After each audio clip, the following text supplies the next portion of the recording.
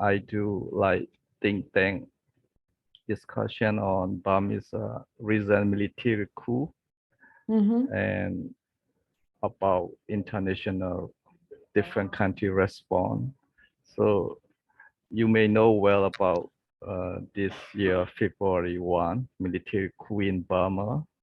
It Mm-hmm. it's already 9 months. You know, I don't know Italian position, how Italian government respond to the coup, and what is the role of Italian government, and Mm-hmm. more of a European role. I think it usually Italy is part of Europe. Europe is going. Usually they are doing one voice, one policy. Mm-hmm. So maybe you can tell both the Italian as well as Mm-hmm. European opinion. Mm-hmm.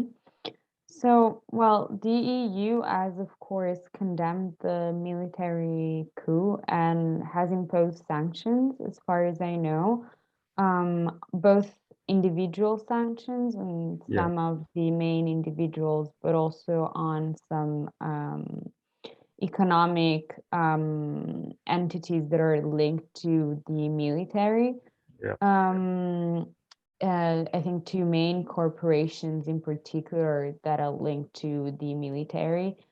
yeah. But as far as the Italian position on the issue, I don't think it is such a big, um, I'd say, topic in Italian politics. I mean, when the coup happened in February, media kind of focused on it, but now it's not a major topic, I would say, at least in Italian media.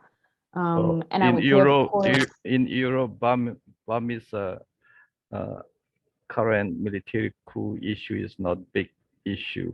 I You think we know. should distinguish Europe and the EU from like Italy. I think while like the EU as imposed sanctions, I Yeah. cannot really like pinpoint and distinguish between like the Italian position from the EU because of course it's in line with the EU since Yes. Italy is a member state.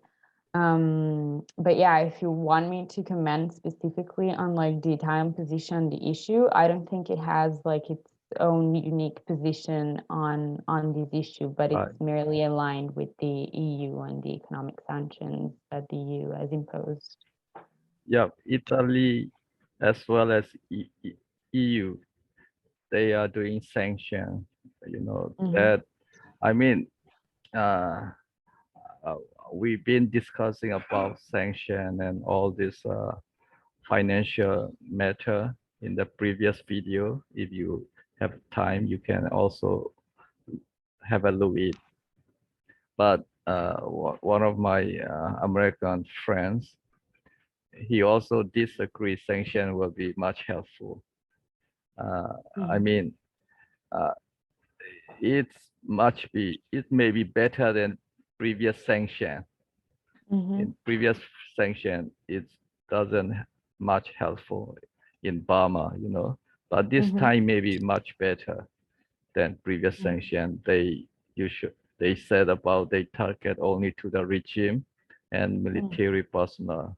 They will provide much assistance to the ordinary people and the vulnerable people. So it may be Mm-hmm. much better, but usually the sanction is always affected to the whole population. Mm-hmm. Like the once you touch your body, whatever disease, it will be spread the whole body, more or Mm-hmm. the less.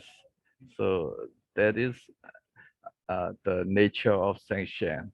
So if European can reconsider a much better way of doing sanction or alternative to the sanction. No, I was gonna say, I think when it comes to Myanmar, I think the major actor is actually the UN rather than the EU on the issue Yeah. in Uh, general. selective decision making is very difficult. You know, Yeah, of they course. do something, but they cannot do many things and Of everything. course. So I mean, EU role is very big issue as well. You know, EU have financial power and a lot of diplomatic power, so they can use the EU capacity to to change in Burma. You know, authoritarian and democracy is in this competition. A lot of democracy are failing. So it Although I means, wouldn't say Myanmar has ever been like a full democracy. of course, it was never been, but you can see the Burmese people desire. They show clearly they want democracy. They interest for democracy. The only obstacle is the regime, the military. They are obstacle for reaching full democratization. Otherwise, the population is nothing wrong with democratization. They are very much willing to do that. So European can play the role to fulfill democracy in Burma. That you can play in that way. Many democratic countries pay attention for democratization in Burma. But what I was saying is that I think the UN has a major role to play rather than the EU when it comes. Because UN, including communists and non-democracy, everything UN cannot stick on this line. But European Union is clearly you can stick on that. Like my own opinion, I think the EU, apart from imposing sanctions, hasn't really done anything else, any more concrete action. And I think, yes, it was a major issue in February. I think right now, I mean, we've just heard about the sentence given to Aung San Suu Kyi, but then I don't think that a lot of media are focusing that much on this issue from like a European perspective. And yeah, apart from sanctions, I mean, I wouldn't really know what kind of What action about the EU can take. Apart from like pressuring, I think the military that is now in charge, there's not much that the EU can do. Again, as I was saying, I don't think it is such a powerful stakeholder in the issue relating to Myanmar as of now. I think I think the UN, if it did pass a resolution, which is extremely difficult given China's position on the matter, but it would definitely have like a bigger voice on the matter rather than the EU. what about supporting the democratic movement who are struggling for democracy, fighting for democracy? Well, EU can do such thing financially or any material things. You know, now a lot of civilians, they counterfight back the military in every towns and city without arms, without weapon.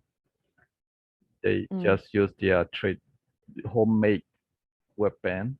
Well, I don't think the EU will ever provide arms or stuff like that to the to civilians or people fighting for democracy. That would be, I think, interfering with the domestic politics. So I think apart from like pressuring from a more indirect way through sanctions, statements, and so on, I don't think it can do as much as sending arms or anything like that, because I think it would spiral also the violence out, definitely spiral the situation out of control and incite even more violence. So I don't think that that may be a suitable way, but that's just my own opinion.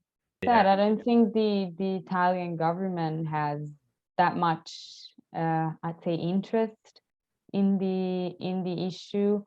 It did not take like a unique stance on the matter. It's mainly, of course, aligned with the EU and the sanctions that have been imposed. So that's I don't know how much the Italian population know about Burma and Yeah, how their I opinion. don't think I don't think in general. Um, I mean, I think more recently, especially with the coup, but also I think with the Rohingya issue, I there see. has been greater attention to Myanmar. Yeah. Um, but it's something that, for example, in the news, you don't hear about it every day. Um, but there's definitely been greater attention, I think, both Oh, in Italy and among European countries. But I think a lot of it has been drawn again by um, the recent coup in February and also by the long-standing Rohingya problem. you're right. Majority are Christian. Mm-hmm. So how they feel about Rohingya and ethnic people? They want to, they are sympathy for them or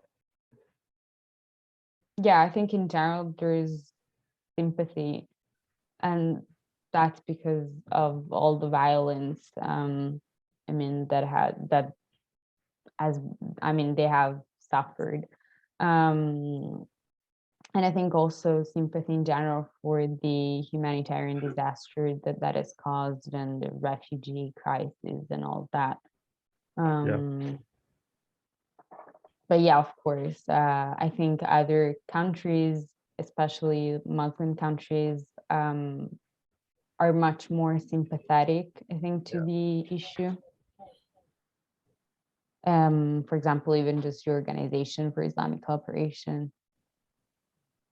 I mean, given what happened with the organization kind of advocating for the situation to be brought before the International Court of Justice in the Gambia, filing a case against Myanmar yes, before the International Court of Justice. Most of the refugees coming are from other parts of the world, like Africa, Africa.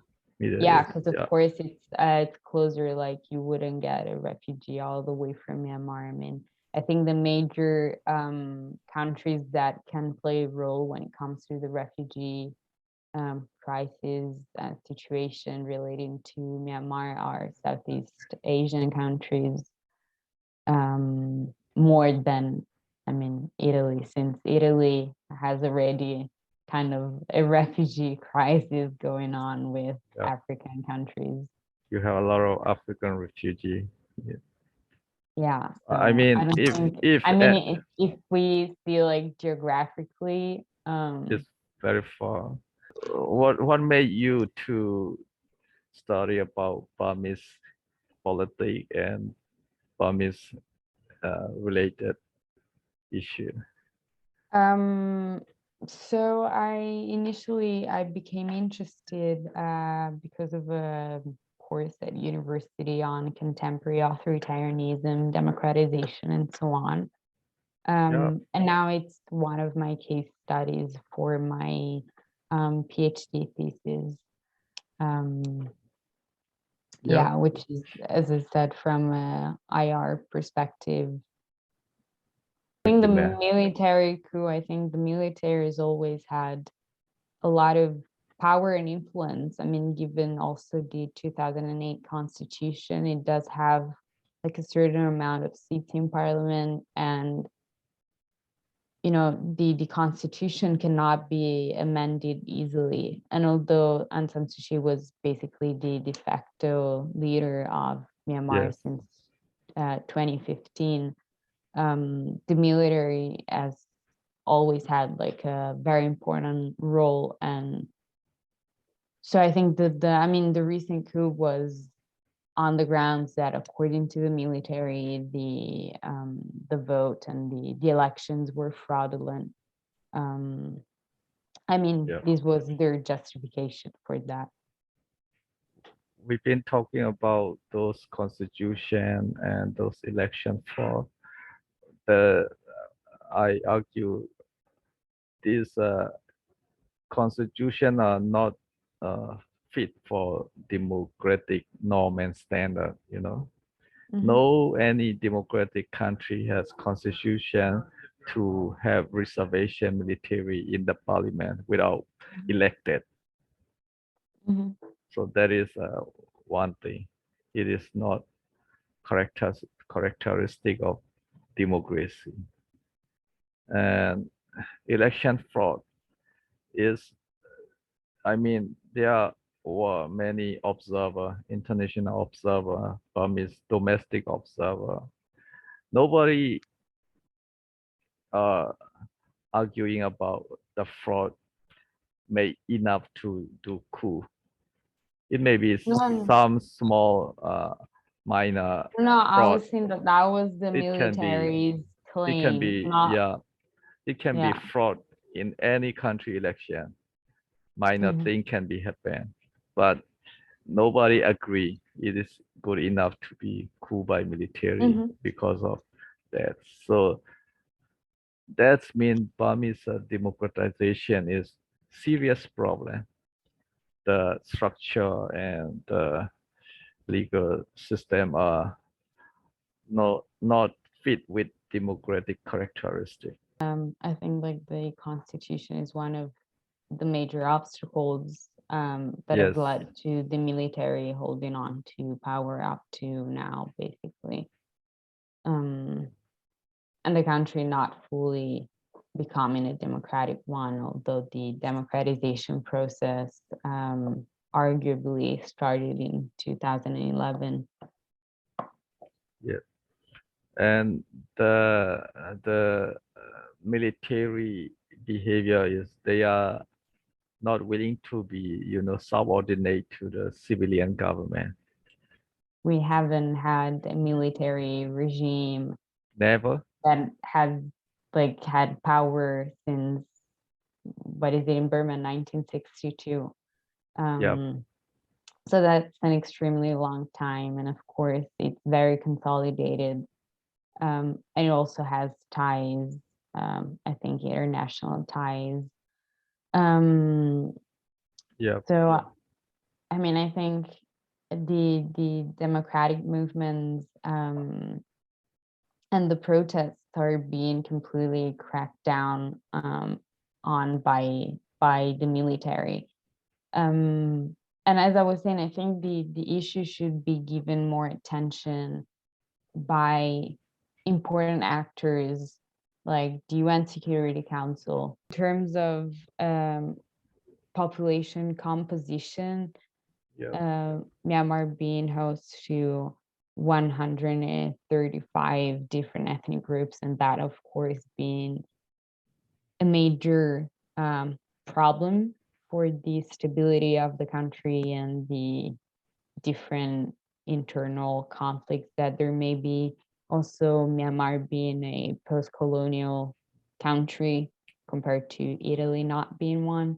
I think you cannot really make the comparison between the two of them. Because it may be many different factor, but about ethnic issue, I want to explain you. Uh, Even we have hundreds over 100 ethnic different group. Whatever, I never see that is obstacle for democratization. No, If no, definitely, if definitely. if But if you look back the history from the beginning since independence, the ethnics are never obstacle for democracy compared to the central government, the, the majority ethnic, because the other ethnic minority, they are more, uh, they always support democracy. They are more rightist. They are more liberal. They more close with alliance, you know. if you see history and their till present time, the ethnics are always they are closer to the democracy and closer to the alliance. But the problem in Burma, if you want to know the history, the problem is the main Burman, the biggest ethnic group. They are always problem for democratization. They are mixed up with communist, socialists, and those things, but not ethnic group. Ethnic group were never influenced by communist or socialist ideology. Only that biggest ethnic Burman group are influenced by communist and socialism. And the first insurgent in Burma is that communist group, the biggest ethnic Burman group. They against the the the legitimate government, Mm-hmm. and they closer to China. That made far away from the democracy and far away from the alliance group. That made awkward Burmese position. So if you want to know Burmese politics, you should know all these things. Otherwise, it's difficult to understand Burmese political background. Well, I wrote my master's thesis on Myanmar, but again, it wasn't based on internal politics. It was all about international relations, ASEAN's role in the Rohingya crisis. So not about really internal politics, not about democratization. And how much uh, can you say the external factor influence on Burmese politics? Actually, in our study, Burmese foreign policy, Burmese foreign policy is mainly from inward, from internal factor. External factor did not make it. Well, I mainly studied its role in the context of the Rohingya crisis and how it's based on the norm of non-intervention and not really taking, I think, any concrete action when it comes to the Rohingya issue in Myanmar, and how it tried to contest this norm, the international norm on the responsibility to protect, according to which the state has a responsibility when it comes to the protection of its own people from mass atrocity crimes. Responsible to protect Rohingya, you mean ASEAN role, or that is a UN role, right? Human right. But that's an international norm that has been endorsed by the international community, by also countries that are members of the ASEAN organization. So it's a broader, I think, concept that it's not just for of course, it's endorsed by the United Nations, but. Can you explain more about how ASEAN did the responsible to protect? No, what I studied was how it contested the responsibility to protect. So on the grounds that are other norms that are deemed to be superior, such as, for example, the norm of non-interference and non-intervention. So not basically condemning or taking concrete actions against other members of ASEAN. So it's really possible ASEAN to comply with responsible to protect, because you're mentioning ASEAN, so is ASEAN policy is very different, right?